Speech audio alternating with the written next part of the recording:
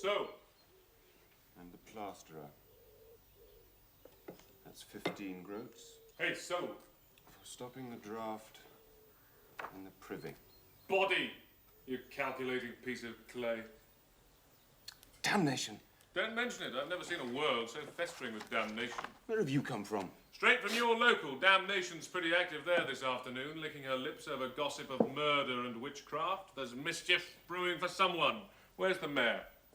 I'm the mayor's clerk. How are you? Can I have your name? It's yours. Now look! It's no earthly use to me. I travel light. As light, that is, as a man can travel who will still carry his body around because of its sentimental value. What were you saying? Name and business. Thomas Mendip. I've been floundering in Flanders for the past 7 years, prizing open ribs to let men go on the indefinite leave which needs no pass. And now all roads are uncommonly flat and all hair stands on end. Where's the mayor? I've business with his worship. You couldn't have chosen a less fortunate afternoon. They're expecting company. Well, a girl. Excuse me, I must get back to the books. Oh, wait! He'll not see anybody, I'm sure of it. Dear boy, I only want to be hanged. What possible objection can he have to that? Well, no, I want to be hanged. Whoever would want to be hanged? You don't make any allowance for individuality. How do you know that out there, in the day or night, according to latitude, the entire world isn't wanting to be hanged? Now you, for instance, still damp from your cocoon, you're desperate to fly into any noose of the sun that should dangle down from the sky. Is that a knock? A girl. She knocks. I saw her walking through the garden beside a substantial nun. Psst! Revelation.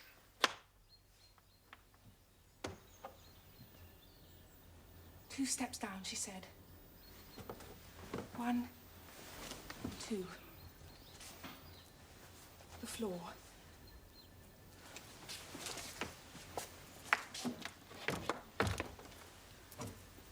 Now I begin to be altogether different. I suppose. Oh, God.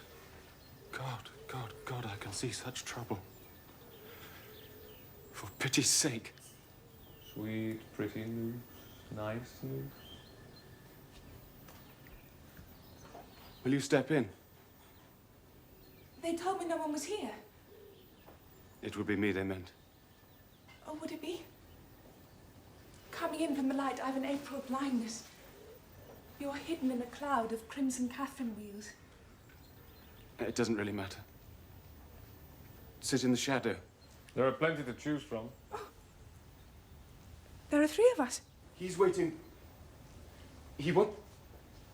He says. I breathe, I spit, I am, but take no further notice. I'll just nod in at the window like a rose. I'm a black and frosted rosebud whom the good God has preserved since last October. Take no notice.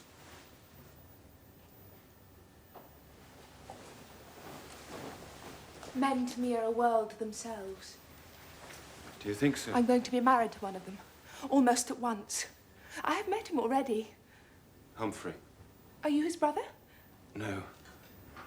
All I can claim as my flesh and blood is what I stand up in. I wasn't born, I was come across. No father or mother?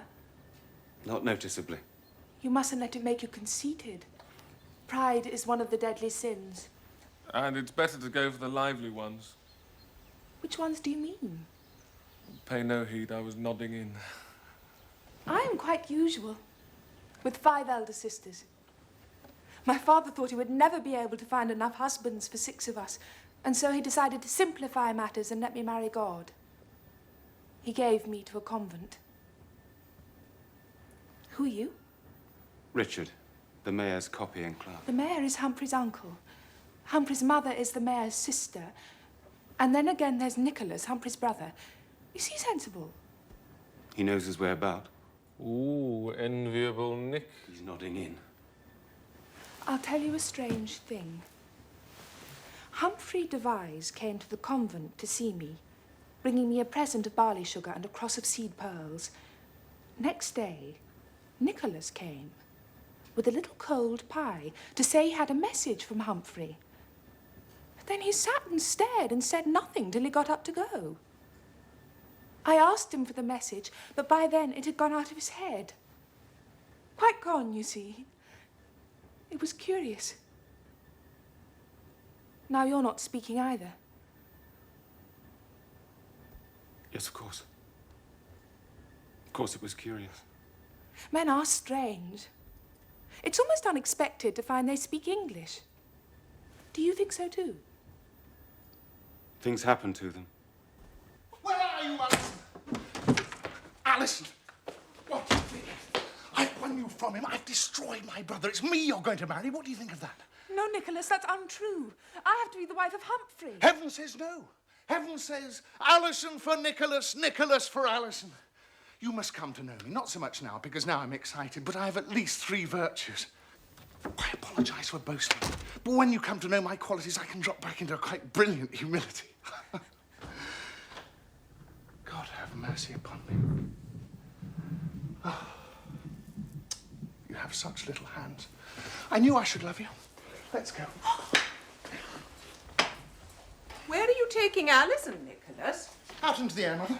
Unnecessary. She's in the air already. This room is full of it. Put her down, Nicholas.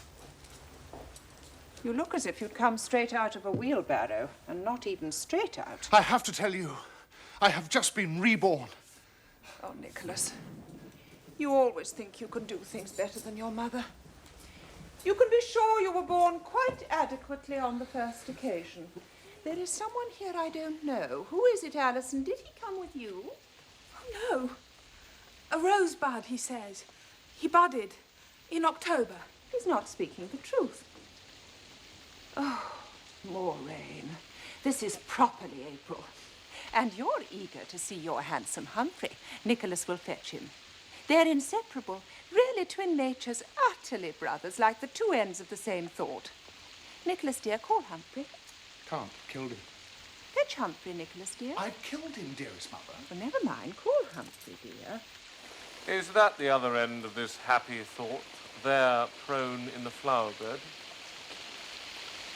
Yes, it's Humphrey lying in the rain. One day I shall burst my bud of calm and blossom into hysteria. Tell him to get up. What on earth is he doing lying in the rain? All flesh is grass. Have you really killed Humphrey? We fought for possession of Alison Elliot. What would be more natural? What he loves, I love. And what a fight it was, what a fight. Are you standing there letting your brother be rained on? Haven't you any love for him? Yes, Mother, but wet as well as dry. Can Richard carry him single-handed? Why can't he use both hands?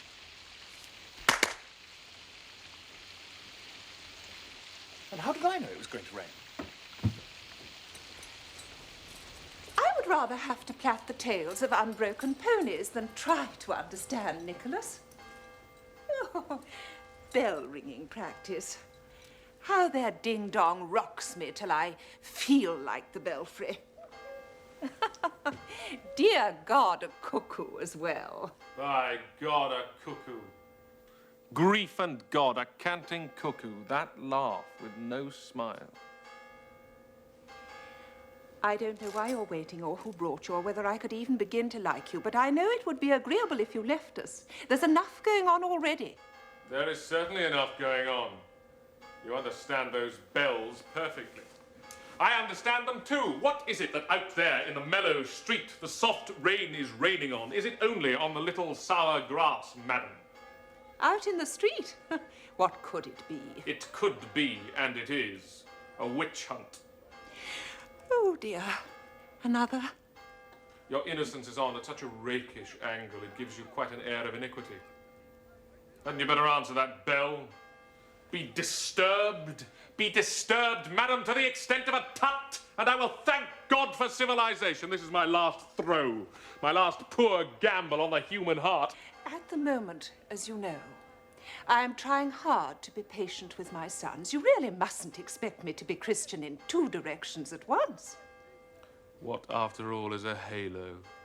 It's only one more thing to keep clean. When shall I see the mayor? I've had enough of this horror beating in the belfry! Where's the mayor? Here's Humphrey. Where would you like him? Humphrey, why do you have to be carried? My dear mother, I didn't knock myself down. Why should I pick myself up? Daffodils, For my future wife. Swindling half-cock alderman. Do I have to kill you a second time? I proved my right to have her. Nothing of the sort. Officially, Alison is mine. What is official is incontestable. Where in thunder is the mayor? Are you deaf to the baying of those human bloodhounds out in the street? I want to be hanged. Alison, who's going to marry you? Can you tell us, Alison? I am not used to things happening rapidly. The nuns, you see, were very quiet, especially in the afternoon. They say I shall marry Humphrey. Certainly so. Nicholas, go and get clean. She never shall. Oh, now here comes your uncle. Oh, do go and sweeten yourself. Is this the man I longed for? Pest, who's stolen my handkerchief? Use this one, Hebel. Go and get under the pump. Oh, noses, noses. Mr. Mayor, it's a joy to see you. You're about to become my gateway to eternal rest. Dear sir, I haven't yet been notified of your existence. As far as I'm concerned, you don't exist. Therefore, you're not entitled to any rest at all, eternal or temporary. And I'd be obliged if you'd sit down. This is Alison Elliot, Humphrey's bride-to-be. I have come to be hanged, do you hear? Have you filled in the necessary forms? This is the young lady, eh? Very nice, very charming. And a very pretty dress. Splendid material. Flood in a yard, if a groat. I'm really sorry you had to come on such a troubled evening as this promises to be. The bells, you know. Richard, my boy, what is it this importunate fellow wants? He says he wants to be hanged, sir. Out of the question. It's a most immodest suggestion which I know of no precedent for. Cannot be entertained. I suspect an element of mockery, directed against the ordinary decencies of life. Tiresome catarrh. A sense of humour incompatible with good citizenship, and I wish you a good evening. Are we all assembled together for evening prayers? Oh, no. You can't postpone me. Go away. You're an unappetizing young man with a tongue too big for your brains. Very mad. Wishes to draw attention to himself. The brain, a very delicate mechanism. Almighty God, more precise than a clockmaker.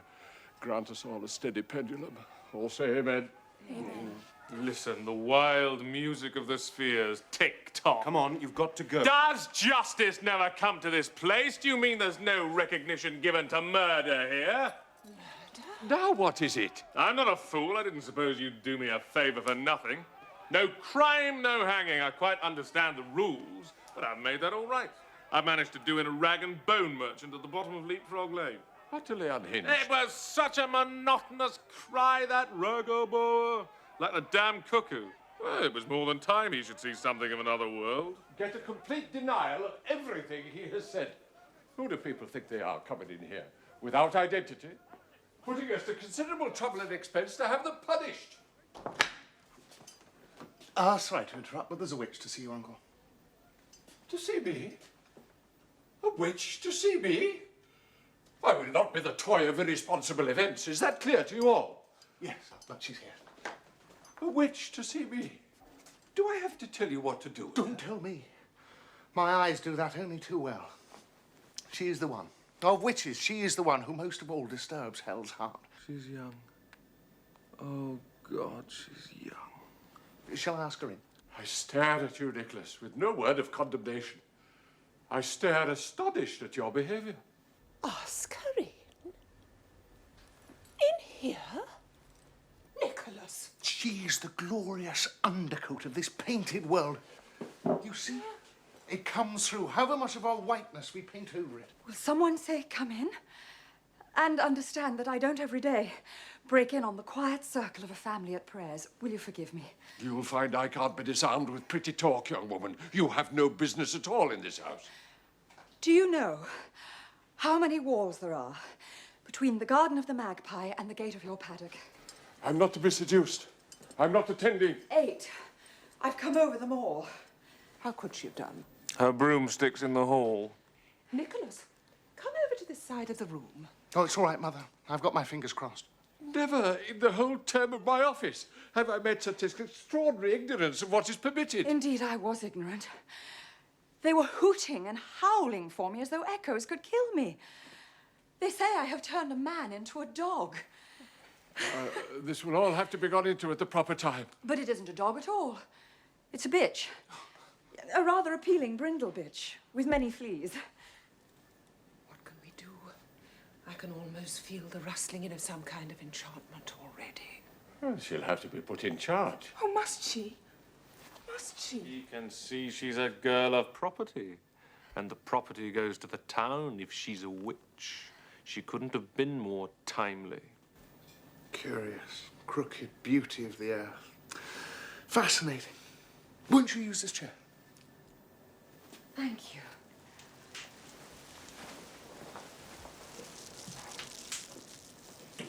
Oh, this is the reasonable world again. I have come here for the protection of your laughter. They accuse me of such a brainstorm of absurdities that all my fear dissolves in the humor of it. If I could perform what they say I can perform, I should have got safely away from here as fast as you bat your eyelid. Everything you say will be taken down in evidence against you. Am I making myself clear? They tell one tale that once, when the moon was gibbous and in a high-dazed state of nimbus love, I shook a jonquil's dew onto a pearl and let a cricket chirp 3 times, thinking of pale Peter. And there Titania was, vexed by a cloud of pollen, using the sting of a bee to clean her nails, and singing as drearily as a gnat. Why, try to keep clean. That's enough. Terrible frivolity. Terrible blasphemy. Awful unorthodoxy. I don't understand anything that's being said. Fetch a constable. The woman's tongue clearly knows the flavour of spiritu maligno. The man must be drummed out of town. Oh, must he be? Are you certain, sir? The constable? The lady was laughing. She laughed at the very idea of being a witch, sir. Well, just so, just so. Giving us a rigmarole of her dreams, probably dreams, but intentionally recollected, intentionally consented to, intentionally delighted in, and so as dangerous as the act. Fetch a constable! Can you be serious? I am Jennet Jourdemayne, and I believe in the human mind. Why play with me and make me afraid of you, as you did for a moment, I confess it. You can't believe what, in their innocence, those old, credulous children in the street imagine of me. Innocence, dear girl, before the world was, innocence was beaten by a lion all round the town and liked it. This will all have to be got into at the proper time. Disturbing the peace in every way. Have to arrest you. No! You fog-blathering, chap-flapping, turgidical, base old man, what about my murder? Here I am, the true phenomenon of acknowledged guilt, steaming in the blood of the rag and bone man. Crime transparent, what the hell are we waiting for? Will you attend to me? Will you be silent? Are you doing this to save me? You flatter my powers, my sweet, you're too much a woman. But if you wish, you may go down to the dinner of damnation on my arm. I dine elsewhere. Wouldn't this happen now? Today, within an hour or two of everyone coming to congratulate Humphrey and Alison, arrangements were made months ago, long before this gentleman's murder was even thought of. Uncle, there's a sizable rumpus. Without exaggeration, a howdy you do taking place in the street. I thought you should know. Rumpus? Perhaps rumpus isn't the word, a minor kind of bloody revolution. It's this damned rascal, this half-pay, half-wit. I should say he's certifiable. It seems he's been spreading all round the town some tale about murdering old Skips, the rag and bone man. Old Skips, what a surplus of bones you'll have where you've gone to now. Old Skips? But he's the man that Will they you say... both be silent? I won't have every Tom, Dick and Harry laying information against himself before he's got written authority from me. They say he's the devil. I can imagine who started that story. They also have the idea he's got a girl in his toils, a witch called... Jennet. I am she. God, I'm being played with. I'm sure of it. Something tells me there is irresponsibility somewhere. Where is the constable? Why isn't he standing before me? I'm late for prayers, I know. I know you think me a broken reed. And my instrument too, my better half. You lacked it, I'm afraid. But life has such diversity. I sometimes remarkably lose eternity in the passing moment. Just now, in the streets, There's a certain boisterous interest in a spiritual matter. They say... I know what they say. Ah, yes, you know. Sin, as well as God, moves in the most mysterious way. It's hard to imagine why the poor girl should turn Skips into a dog. Skips? Skips into a dog? But Skips trundles in another place, calling his ragga-boa in gutters without end. And I should know since I sent him there. Well, they say one thing and another thing, and both at once. Well, I don't know. It will all have to be got into at the proper time. But this is a contradiction. Isn't that life all over? And is this the young assassin? If he is the doer of the damage, can it be she also? My flock are employing fisticuffs over this very question. But if he could be the devil... Good boy. Shall I set your minds at rest and give you proof? Come here.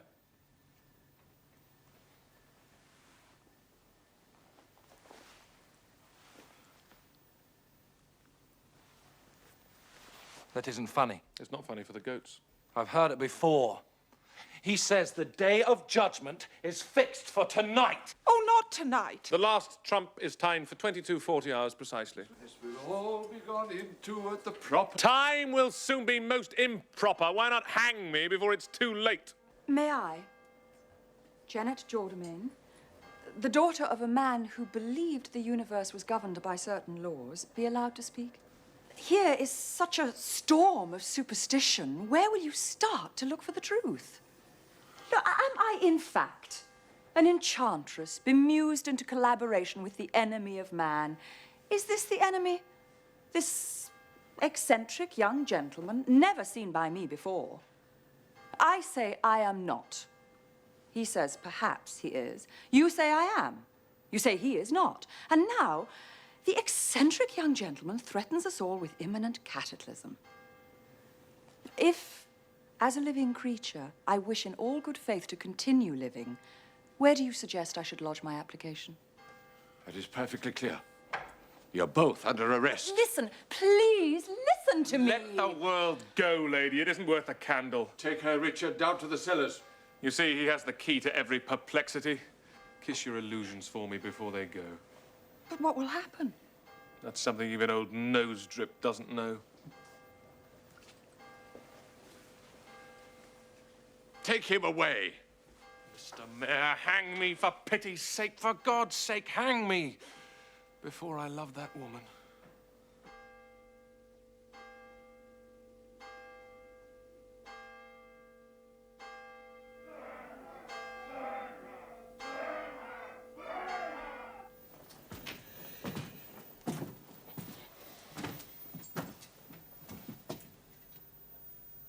Well, it's possible.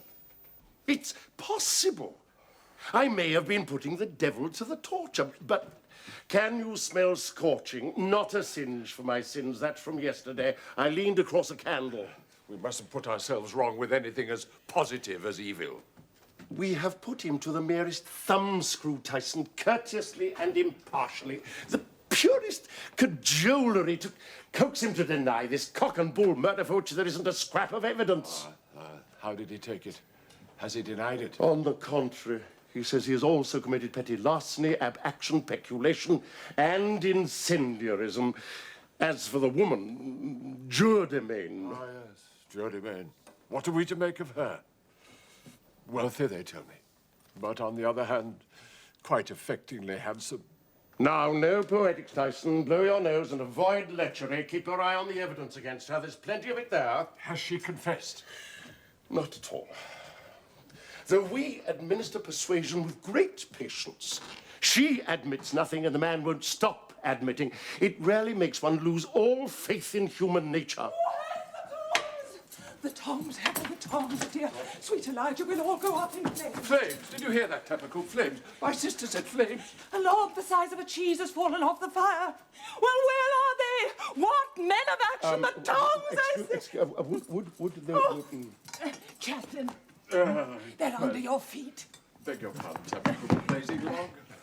Would there be something I could do? I was asleep, you know. Very simple. You'd look at a pile of ashes. As for the day of judgment, we can be sure it's not due yet. What have we told the world will be like? Boasters, blasphemers, and the rest of it? Come, we've still a lot of backsliding ahead of us. Are you uneasy, Tapaku? No, Tyson. The whole thing's a lot of amphigurious, stultiloquential fiddle-faddle. For God's sake, what is it? What is The it? street's gone mad. They've seen a shooting They? star. Who? What of it? Well, I'm sorry, but the number of people gone mad in the street is particularly excessive. They were shaking our gate and knocking each other's hats off in 6 fights simultaneously, and some were singing Psalm 140. Well, I think it was 140. Deliver me, O Lord, from the evil man. 140. And the rest of them were shouting, "The devil's in there," pointing to this house. Safety from Satan. And where's the woman? Where's the witch? Send her down. And using words only fit for the Bible, and then they saw the star fall over our roof somewhere and followed its course with a downrush of whistlings and oohs and ahs and screams and groans. And some fell down on their knees and others fell over them. And now they've started fighting again. And the 140th psalm has begun again, louder and faster than ever. Oh, heavenly. Isn't it time they went home? All right, yes, all right. Now, why can't people mind their own business? This shooting star probably went past perfectly preoccupied with some astral anxiety or other without giving us a second thought. And on the very evening that we expect company. What company is going to venture to get here through all that heathen hullabaloo in the road? I wish I were a thinking man. Very much. Of course, I feel a good deal, but that's no help to you. I'm not bewildered. I assure you, I am not bewildered. As a matter of fact, a plan is almost certainly forming itself in my mind at this very moment. It might even be adequate. I am nothing but the justice here, of course, but perhaps, even allowing for that, you could tell me what the devil you're up to. Where did I put my better half? I laid it aside. I might go down to the gate and perhaps disperse them with a skirmish or two of the bow. Orpheus, you know, was very successful in that way. But, of course, I haven't his talent. Not nearly his talent. If you'd allow me to follow my train of thought.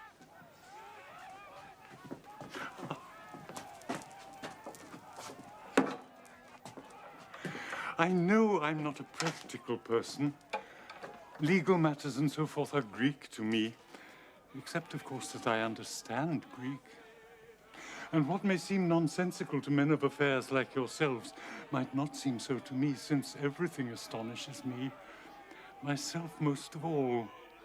When I think of myself, I can scarcely believe my senses. But there it is. All my friends tell me I actually exist, and by an act of faith I've come to believe them. But this fellow who is being such a trouble to us, he, on the contrary, is so convinced he is that he wishes he were not. Now, why should that be? I believe you mean to tell us, Chaplain. I imagine he finds the world not entirely salubrious. If he cannot be stayed with flagons or comforted with apples, I quote, of course, perhaps the addition of your thumbscrews will not succeed either. The point I'm attempting to make is this one. He might be wooed from this aptitude for death by being happier. And what I was going to suggest, quite irresponsibly, is that he might be invited to partake of our festivities this evening. No, I see it astonishes you. You suggest, Chaplain, we let him bibulate from glass to glass this evening, help him to a denial of guilt, and get him off our hands before daybreak gets the town on its feet again. Oh, I wish I liked the look of the immediate future, but I don't. I'm glad to tell you that an idea has formed itself in my mind, a possible solution. Sir, if you please. Well, Richard.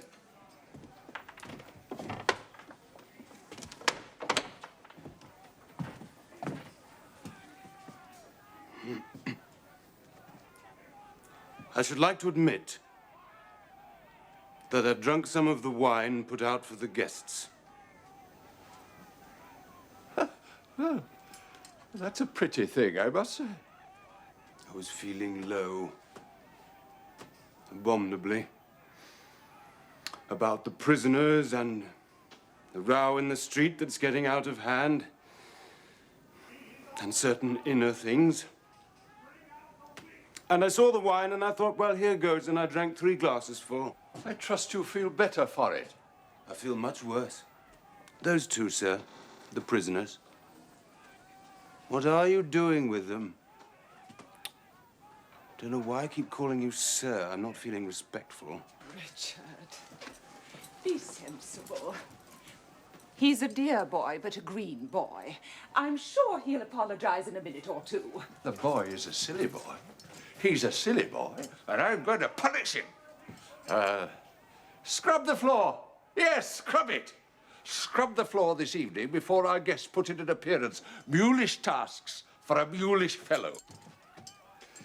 And take this to whatever splendid fellow's on duty. You will return with the prisoners and tell them to remain in the room below until I send for them. Tactics, Tataku. The idea that came to me. You will think it very good.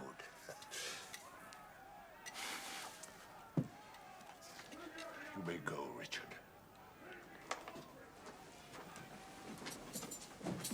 Am I to hear your plan, Tyson, or am I just to look quietly forward to old age? Ah, yes, my plan. Conclusive and humane. The two are brought together into the room below. We, that is ourselves, the chaplain and my eldest nephew, will remain here unobserved, but able to hear what they say. How does that strike you? With a dull thud, Tyson, if I may say so. Oh, I see the idea has eluded you. A hypothetical devil, Tabaku, brought into conversation with a witch. A dialogue of hell, perhaps, and conclusive. Or one or the other, by that exchange of words, will prove to be innocent. Or we shall have proof positive of guilt. Does that seem good? Good is as good result. The ears of them that hear shall hearken. The prophet Isaiah.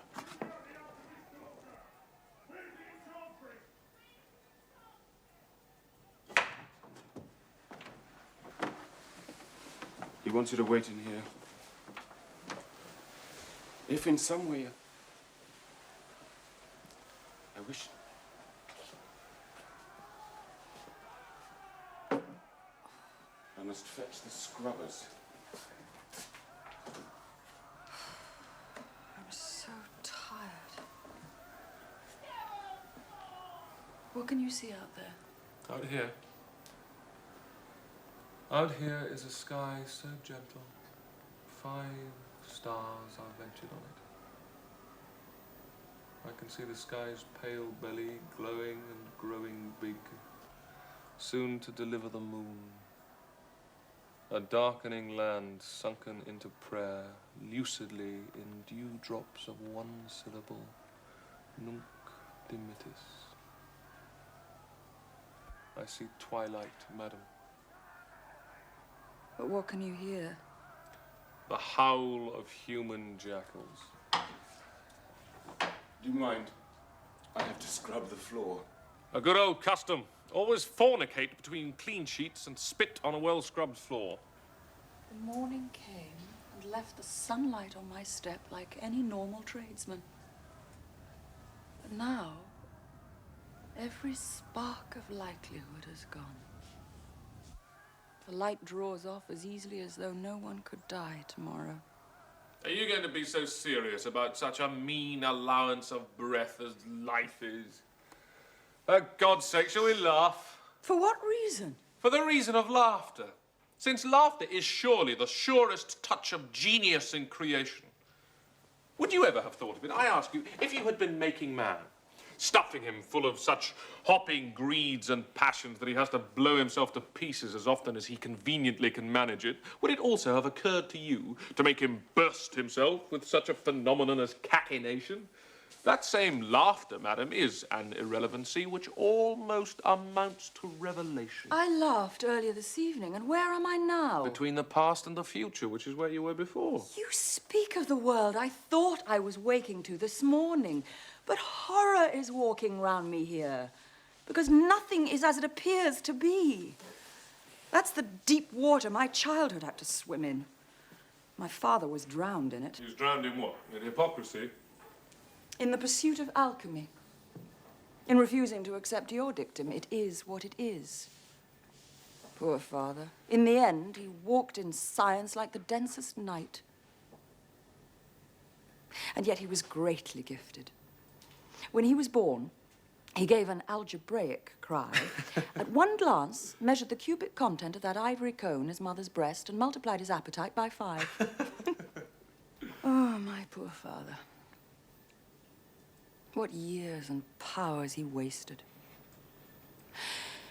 He thought he could change the matter of the world from the poles to the simultaneous equator by strange experiment and by describing numerical parabolas. To change the matter of the world. Magnificent intention. And so he died deluded. My father broke on the wheel of a dream. He was lost in a search. And so, for me, the actual, what I touch, what I see, what I know, the essential fact. In other words, the bare untruth. Horns, what a waste of effort it has been to give you creation's vast and exquisite dilemma, where altercation thrums in every granule of the Milky Way, persisting still in the dead sleep of the moon and heckling itself hoarse in that hothead the sun. We have wasted paradox and mystery on you, when all you ask us for is cause and effect. Copy of your birth certificate was all you needed to make you at peace with creation. How uneconomical the whole thing's been. This is a fine time to scold me. I was already in a poor way of perplexity, and now you leave me no escape except out on a stream of tears. Ah, none of that. Oh, hell! Beg your pardon. Well, now I'm down on my knees, I may as well stay here. In the name of all who ever were drowned at sea, don't weep. I never learnt to swim. May God keep you from being my Hellespont. What I do with my own tears is for me to decide. That's all very well. You get rid of them, but on whose defenseless head are they going to fall? Well, I had no idea you were so afraid of water. I'll put them away. Oh, Pete, I don't know which is worse, to have you crying or to have you behaving like Catherine of Aix, who never wept until after she had been beheaded, and then the accumulation of the tears of a long lifetime burst from her eyes with such force they practically winded 3 onlookers and floated the parish priest 200 yards into the entrance hall of a brothel. Poor Catherine. Not at all. It made her life, in retrospect, infinitely more tolerable. When she got to purgatory, she was laughing so much they had to give her a sedative.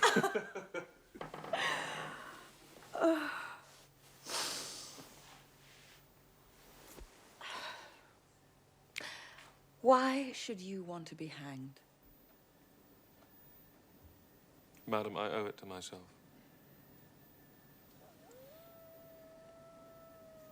But I can leave it until the last moment. It will keep while the light still lasts. What can we see in this light? Nothing, I think, except flakes of drifting fear, the promise of oblivion. Nothing can be seen in the thistle down, but the rough-head thistle comes. Rest in that riddle. I can pass to you generations of roses in this wrinkled berry there.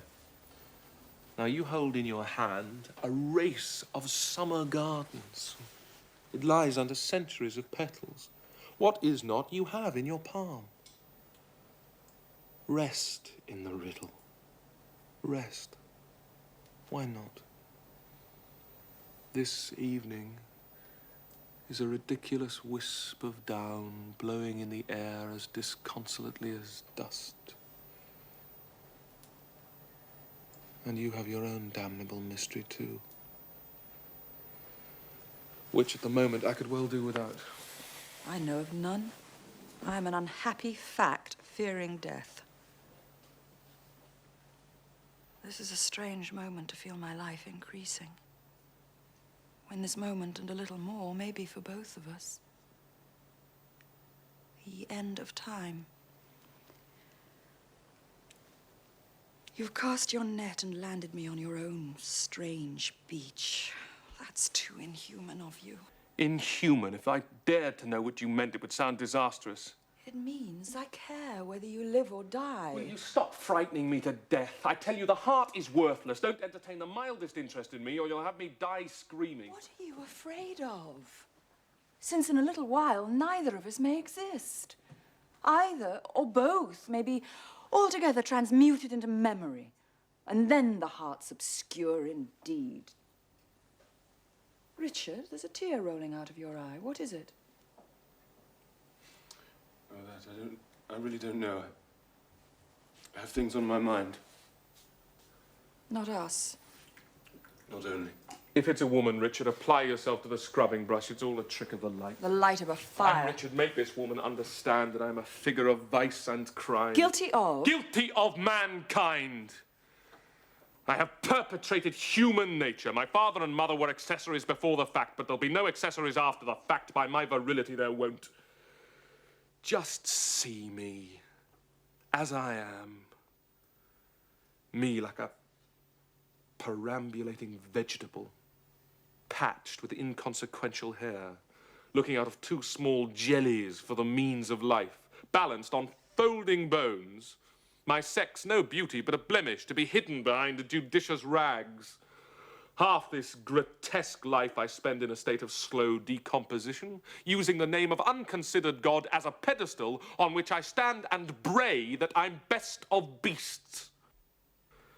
Until, under some patient moon or other, I fall to pieces, like a cake of dung. Is there a slut would hold this in her arms and put her lips against it? Sluts are only human. What is to be done? Something compels us into the terrible fallacy that man is desirable, and there's no escaping into truth. You may be decay and a platitude of flesh, but I have no other such memory of life. You may be corrupt as ancient apples. Well then, corruption is what I most willingly harvest. You are evil, hell, the father of lies. If so, hell is my home, and my days of good were a holiday. I have come suddenly upon my heart. And where it is, I see no help for. We are lost. Both irretrievably lost. Certainly. The woman has confessed. The town can go to bed. It was a happy idea, eh, Tanaku? A great relief to my sister and all concerned. A very nice confession, my dear. What is this popping noise? Now what's the matter? Do they think that I have confessed to witchcraft? Admirably. Young Devize had better go and calm the populace. Tell them faggots will be lit tomorrow at noon. Have a heart, Mr. Tappercombe. They're hurling bricks. What do they mean? Am I at noon to go to the fire? Oh, for pity. Why must they brand themselves with me? She has bribed you to procure her death. Graft, graft. Oh, the corruption of this town. When only the rich can get the kingdom come, and a poor man is left to groan in the full possession of his powers. And she's not even guilty. I demand fair play for the criminal classes. Terrible state of mind. Humphrey, go to the gate at once. Oh, well, I can but try to dodge. You didn't try soon enough. Who else is going to cheat me out of my death? We ecclesiastic? Let me brain you with your wife. No, something else. Oh, please hit me with something else. Exchange it for a harp and hurry off to heaven. Will you give me the gallows now? Now, Mr. Mayor? Richard, I'll drown him in your bucket. Look, she's fallen. Yeah. Water! But no fire, do you hear? No fire. How is she, Richard? Oh, the delicate mistiming of women. She has carefully snapped in half my jawbone of an ass. Life is coming back. Importunate life. It should have something better to do than to hang about at a chronic street corner in dirty weather and worse company. It is my duty as justice to deliver sentence on you as well. Ah! Found guilty of jaundice, misanthropy, suicidal tendencies, and spreading gloom and despondency, you will spend the evening joyously, sociably taking part in the pleasures of your fellow men. Not until you've hanged me. I'll be amenable then. Have I come back to consciousness to hear that still? Richard, help me to stand. If I hear you talk any more of death, I'll drop to the ground again. One concession to your courage, and then no more. Gentlemen, I'll accept your most inhuman sentence. I'll not disturb the indolence of your gallows yet, but on one condition: that this lady shall take her share tonight of awful festivity. She shall suffer too. Out of the question. Quite out of the question. Absolutely out of the question. What? What? What? Then you shall spend your night in searching for the body of my victim, or else the Lord Chief Justice of England will know that you let a murderer go free and raise the country. Do you think I can go in gaiety tonight under the threat of tomorrow? If I could sleep. That is the heaven to come. We should be like stars now that it's dark. Use ourselves up to the last bright dregs and vanish in the morning. Shall we not suffer as wittily as we can? Now come. Don't purse your lips like a little prude at the humour of annihilation. It is somewhat broad, I admit, but we're not children. Well, I am such a girl of habit. I had got into the way of being alive. I will live as well as I can this evening. And I'll live too, if it kills me. Well, Uncle, if you're going to let this clumsy-fisted cutthroat loose on the house tonight, why not the witch girl, too? Foolishly, I can't help saying it. I should like to see them dancing. We have reached a decision. The circumstances compel us to agree to your most unorthodox request. Wisdom, at last. But listen, woman. After this evening, I have no further interest in the world. My interest also will not be great, I imagine, after this evening.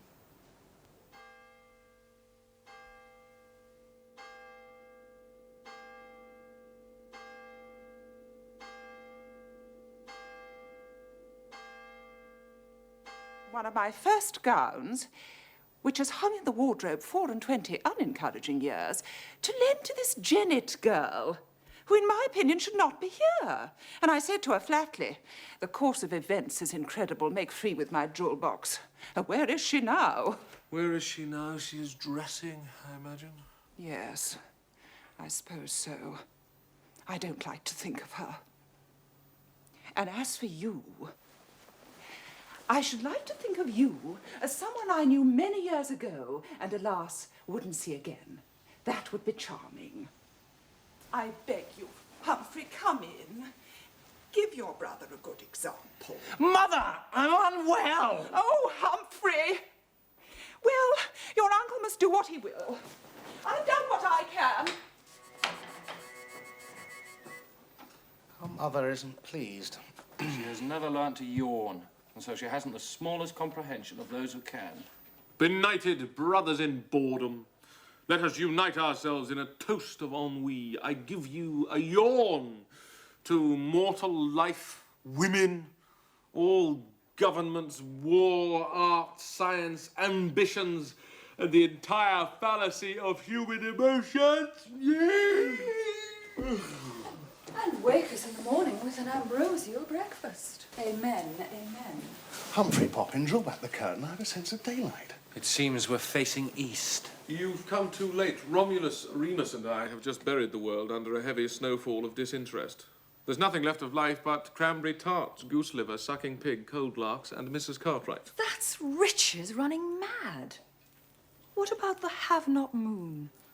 Not a goose, not a pig, and yet she manages to be the wit of heaven. What's this? Where's the girl I spoke to this evening gone with her essential fact? Surely she knows if she is true to herself, the moon is nothing but a circumambulating aphrodisiac, divinely subsidized to provoke the world into a rising birth rate. So no moon? No moon. Let her have the last quarter. No, no. If he says no moon, then of course there can be no moon. Otherwise, we destroy his system of thought and confuse the quest for truth. You see, Nicholas? I have only one small silver night to spend, so show me no luxuries. It'll be enough if you spare me a spider. And when it spins, I'll see the 6 days of creation in a web, and a fly caught on the 7th. And if the dew should rise in the web, I may well die a Christian. This evening you insisted on what you see, what you touch, what you know. Where did this weather blow from? Off the moors of mortality. That might be so. Or there's that inland sea, the heart. But you mustn't hinder me. Not now. I come of a long-lived family, and I have some 60 years to use up almost immediately. I shall join the sucking pig. Please, take my arm. I'll guide you there. You shall do no such thing. Who's the host here? They have impeccable manners when they reach a certain temperature. What I hear from your mother isn't agreeable to me in the smallest draught, quite noticeable. I expect members of my family... Is this courtesy, Mr. Mayor, to turn your back on a guest? Why should I be welcome? I am wearing his days gone by. I rustle with his memories. I, the little heretic as he thinks, and nearly stubbing my toes against my grave in his sister's shoes, the grave that he has ordered for me. Don't ask impossibilities of the gentleman. I repeat, my arm. I repeat, I'm the host. I have the right. He has the right, Nicholas. Allow me to commit no solecism so near to eternity. Please, open the door for us. We must go in as smoothly as old friends.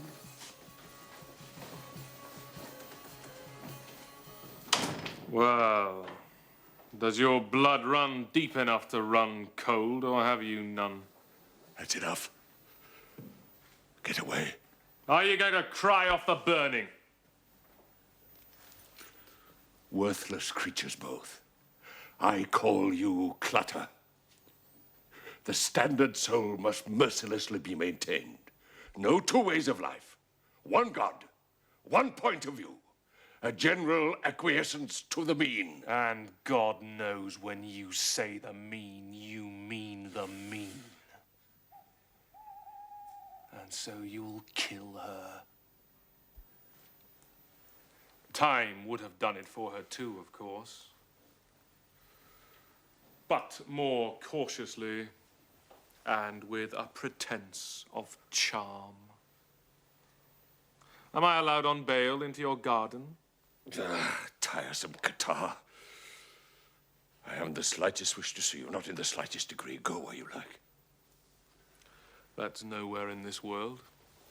But still, maybe I can make myself useful and catch mice for an owl. Young lunatic slipping off, is he? Cheered up and gone? So much the less trouble for us. I won't stand it. I won't have it, Tapacum. I won't have such evil things looking so distinguished. We must burn her before she destroys our reason. Must be burnt. Immediately burned. Burn, Tapacum. Immediately. Are you trying to get rid of temptation, Tyson? A belated visit of the wanton flesh after all these years? You have got to be dispassionate. Calm and civilized. I am civilized. I know, for instance, that beauty is not an absolute. Beauty is... Hello. Feeling dicky, Chaplain?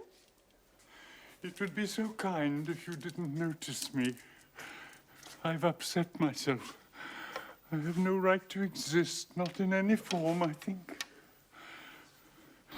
I treated her with an abomination that maketh desolate. The words The words are from Daniel.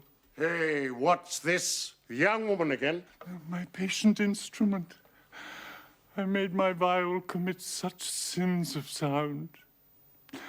And I didn't mind. No, I laughed. I was trying to play a dance. I'm too unaccomplished to play with any jollity. I shouldn't venture beyond religious pieces.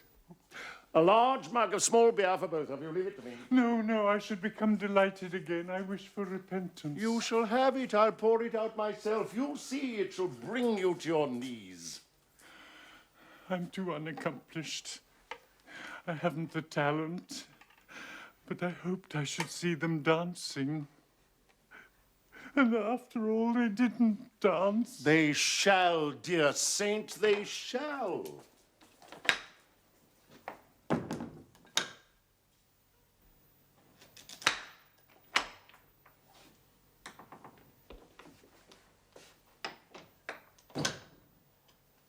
I was to tell you, Mr. Tyson. I am not to be found.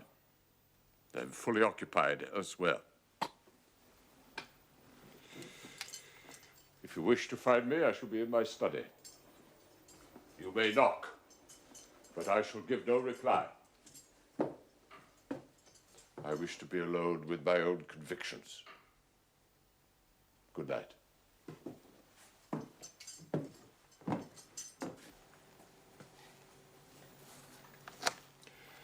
The Great Bear is looking so geometrical, one would think that something or other could be proved.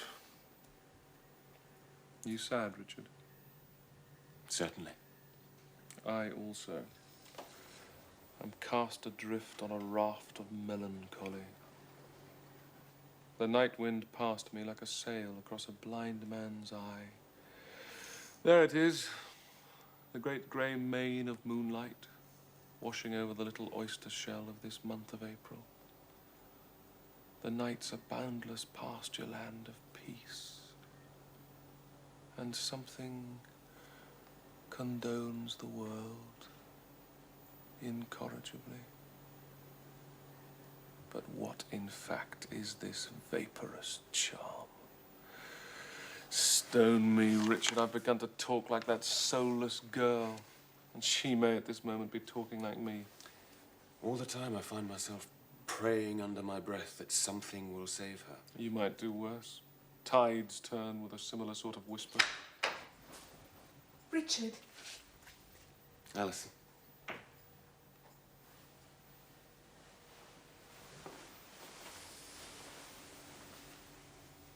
I've come to be with you.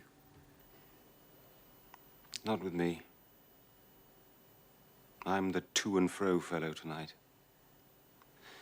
You have to be with Humphrey. I think I've never met Humphrey. I've met him less and less the more I have seen him. You will forgive me. I was mousing for a small Dutch owl. If it has said to woo, to weiss, it has said it 1,000 times. You must go back to the others. Let me stay. I'm not able to love them. Have you forgotten what they mean to do tomorrow? How could I forget? But there are laws. And if someone fails I shall them, run away from laws if laws can't live in the heart. I shall be gone tomorrow. You make the room suddenly cold. Where will you go? Where will you come to find me? If I asked you if you could ever love me, I should know for certain that I was no longer rational. I love you quite as much as I love St. Anthony, and rather more than I love St. John Chrysostom. But putting halos on one side, as a man, could you love me, Alison? I love you as deeply as many years could make me, but less deeply than many years will make me.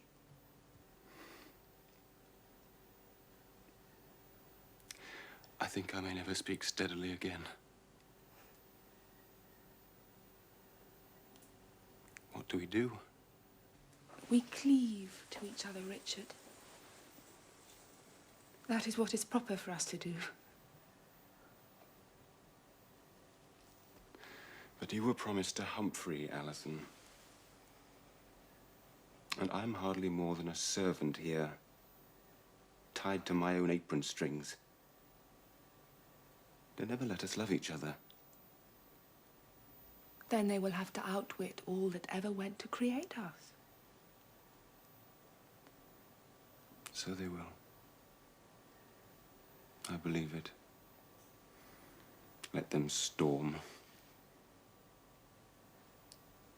We are lovers. In a deep and safe place. And never lonely anymore. Alison. Are you ready to forego custom and escape with me? Shall we go now, before anyone prevents us? Oh, Alison, I so love you.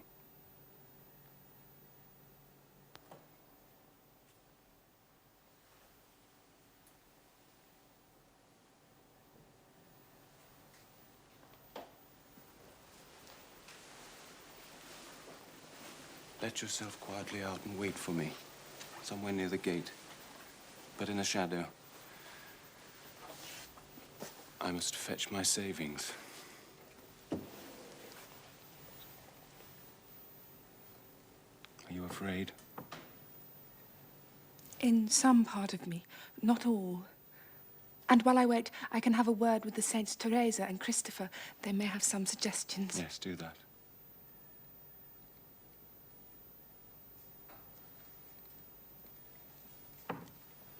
Now, like a mouse.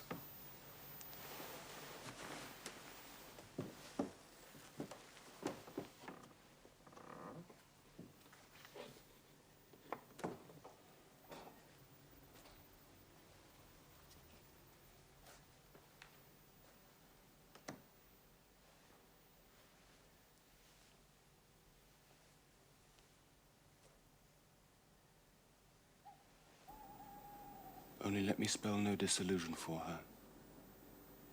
Safety, peace, and a good world. As good as she has made it.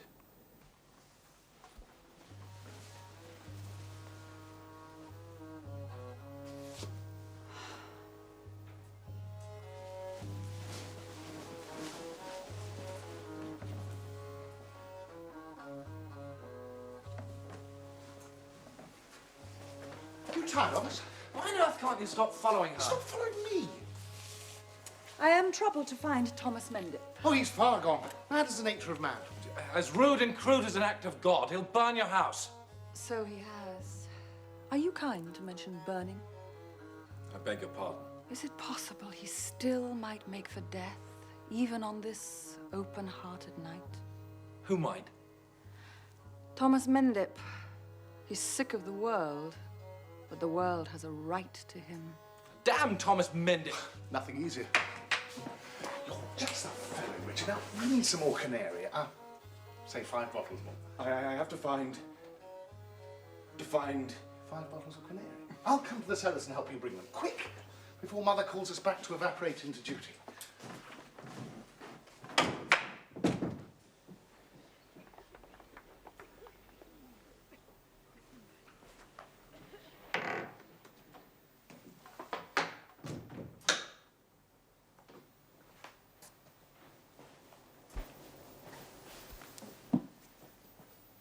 You have bewitched me, but not by brews and incantations. For all I know, you may have had some traffic with the devil. If so, you will agree the fire is fair as fair goes. You have to burn. It's hard enough to live these last few hours as the earth deserves. Do you have to remind me how soon the night will leave me unprotected, at the daylight's mercy?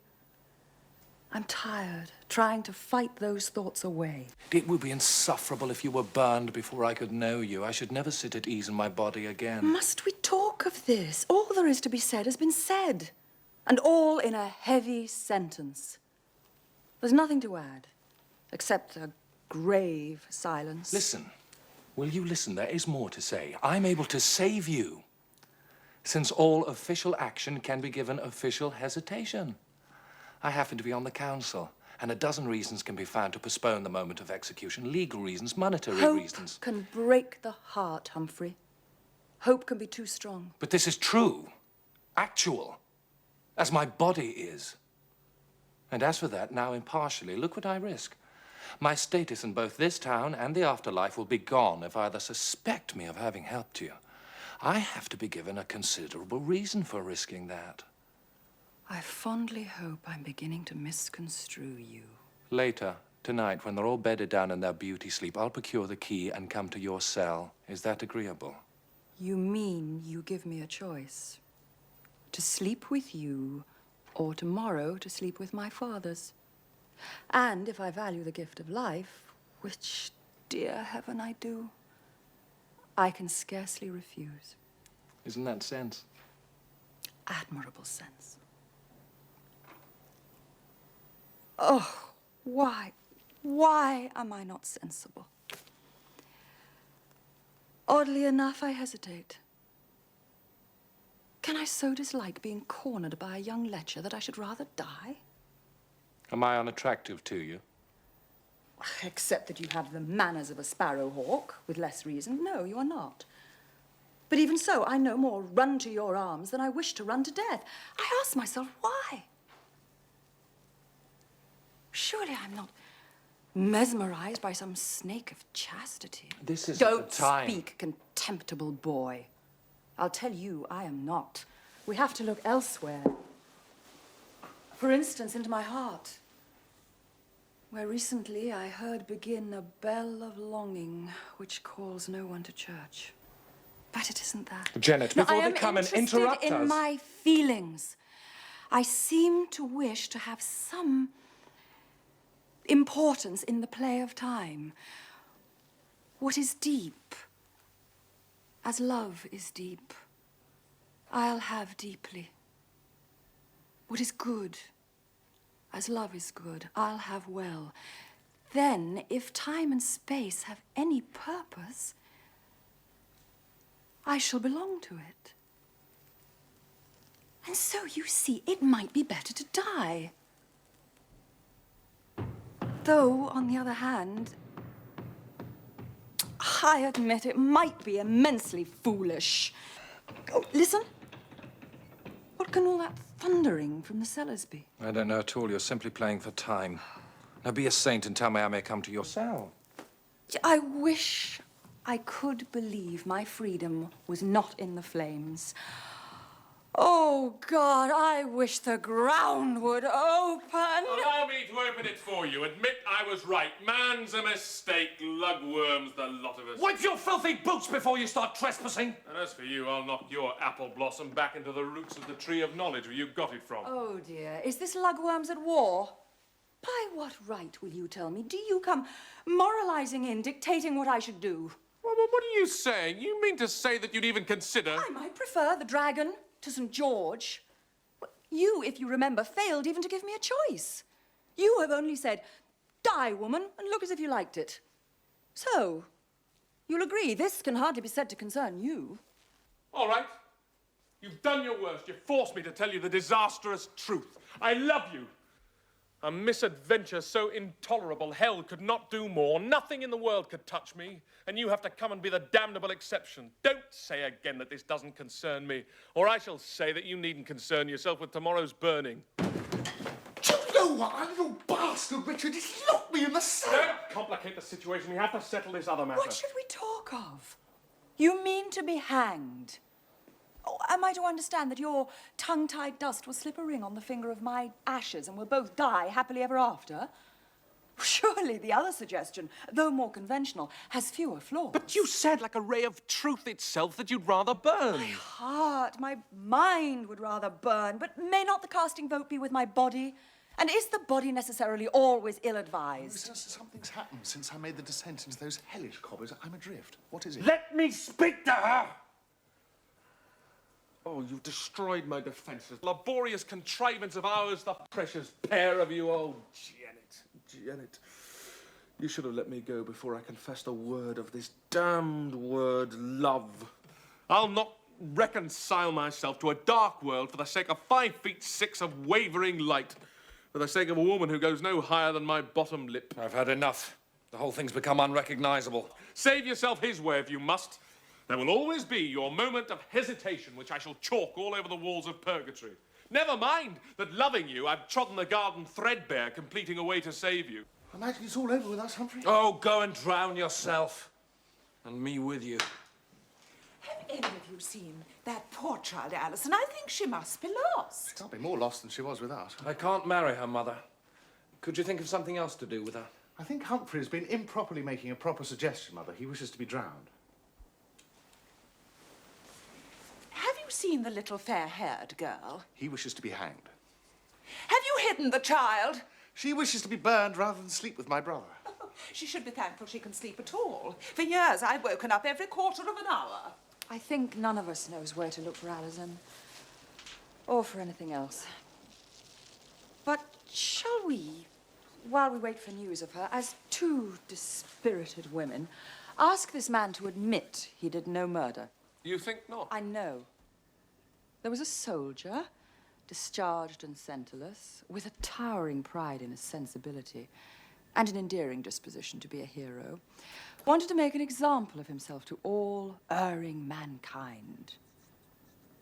And falling in with a witch hunt, his good heart took the opportunity of providing a diversion. Oh, Thomas, it was very theatrical of you to choose the gallows. Mother, we won't listen to this girl. She's jealous because of my intimate relations with damnation. But damnation knows I love her. Will you come back? I want to talk to you. Who locked me in the cellar? Alison, where have you been? We had to come back. Back from where? We came across old Skips. We were running away. We wanted to be happy. Skips? The body of old Skips. We'd better find Tapaku. Alison, what do you mean, running away? He is rather drunk. Shall I bring him in?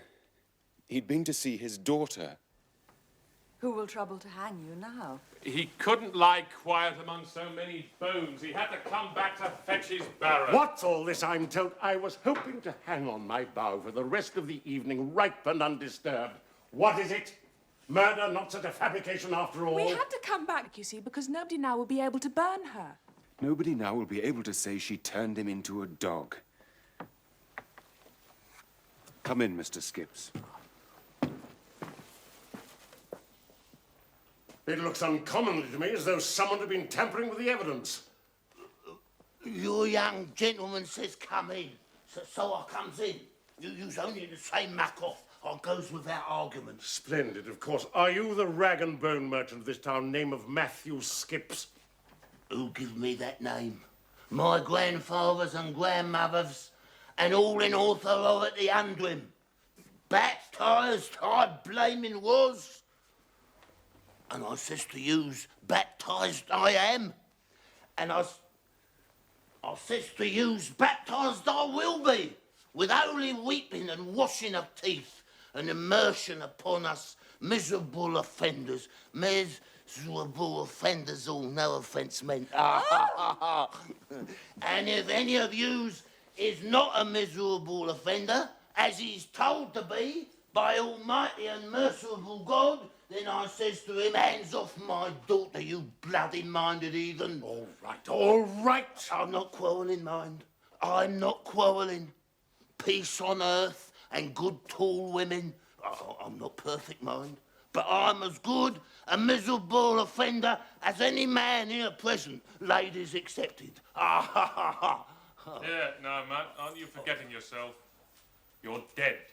You've been dead for hours. Dead? Am I? I has the respect to ask you to give me corroboration of that. I seen my daughter 3 hours back, and she would have said fair and to my face, Dad, you're dead. She don't stand for no nonsense. The whole town knows it Skips, old man. You've been dead since this morning.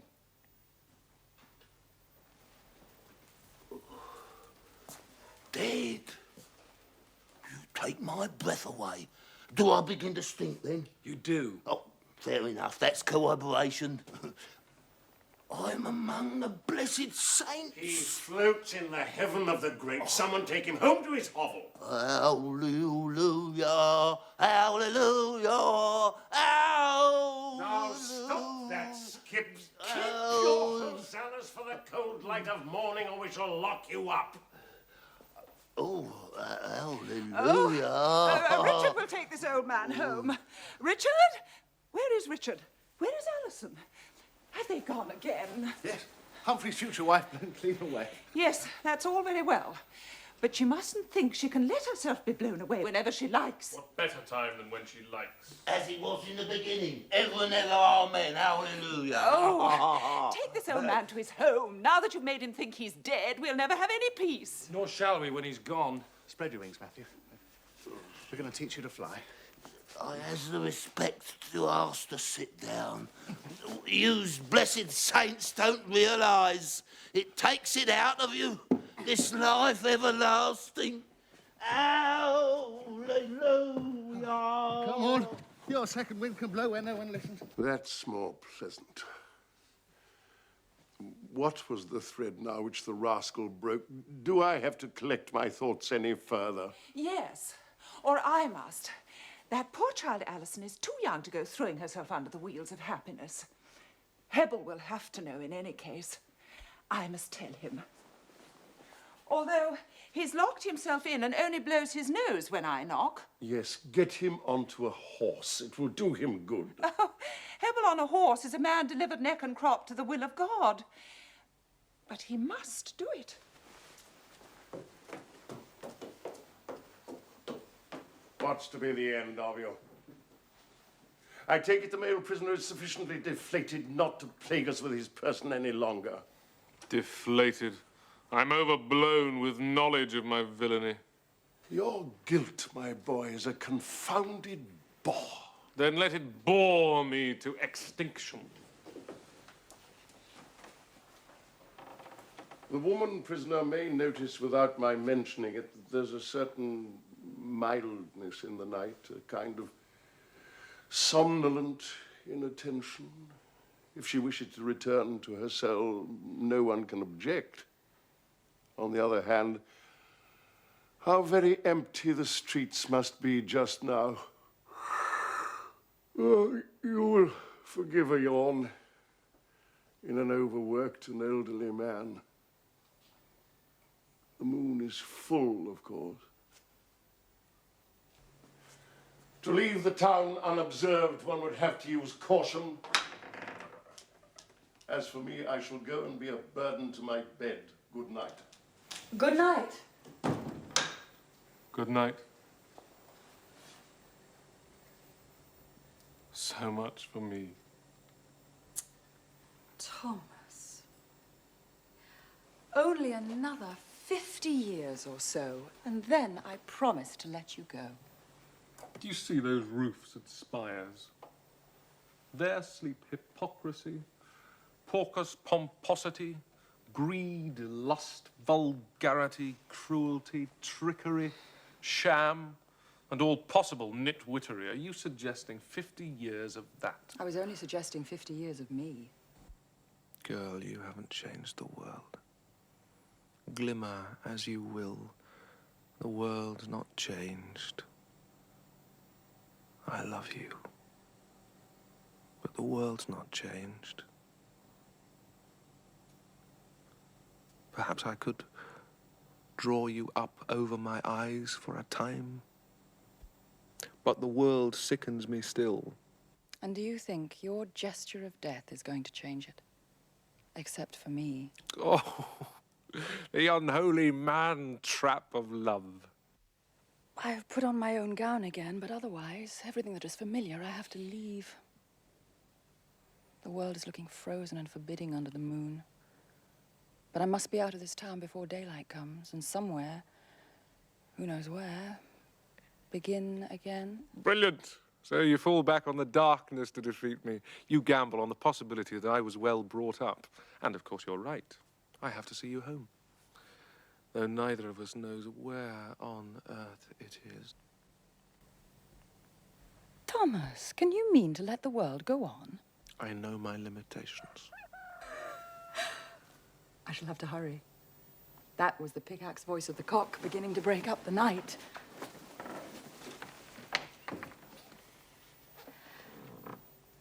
Am I an inconvenience to you?